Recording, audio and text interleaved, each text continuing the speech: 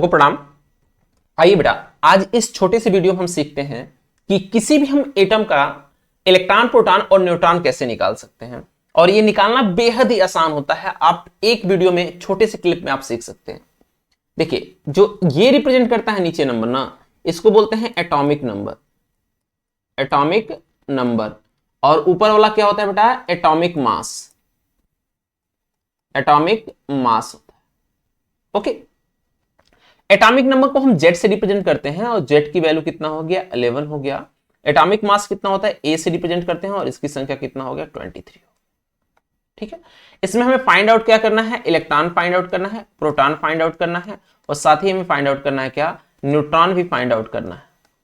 Okay, simple सा देखिएगा, अगर एक चीज हमें पता है कि किसी भी एटम के अंदर, सपोज कीजिए कोई एटम है हमारा, ठीक है, किसी एटम के अंदर जितना पॉजिटिव चार्ज होता है, जितना पॉजिटिव चार्ज होता है उतना ही क्या होता है? निगेटिव चार्ज होता है।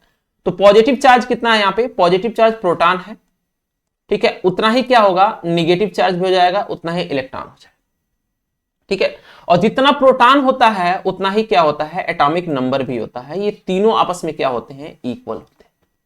ठीक, तो यहां भी देखें तो एटॉमिक नंबर कितना है? एटॉमिक नंबर 11 है, 11 है। तो प्रोटॉन भी क्या हो गया यहां से? प्रोटॉन भी क्या होगा? 11 होगा, यानी 11 होगा। और इलेक्ट्रॉन भी क्या हो गया? यहां से 11 ही होगा।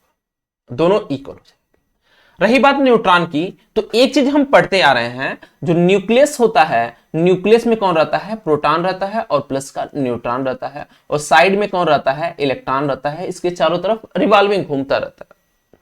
अब एक चीज बताइए यहां से, क्योंकि हमें एक चीज पता है कि इलेक्ट्रॉन होता है, उसका मास जो होता है वो निग्लेजिबल होता है।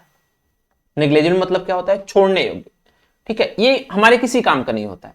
तो इसमें इलेक्ट्रॉन का मास अगर हम छोड़ दें फिलहाल में, तो जो भी एटम होता है, एटम का सारा मास, एटम का जो सारा का सारा मास आता है उसके प्रोटॉन और उसके न्यूट्रॉन की वजह से आता है। ओके, तो यहां से हमें एक फार्मूला और मिल गया। अगर यहां से न्यूट्रॉन फाइंड आउट करें तो न्यूट्रॉन कितना मिल जाएगा? एटॉमिक मास और माइनस का प्रोटॉन। ओके, यहां से एटॉमिक मास कितना है? 23 और माइनस का यहां से कर लें कितना? 11 करेंगे, कितना आ जाएगा? 12 के इक्वल। तो न्यूट्रॉन इसमें कितना हो जाएगा? 12।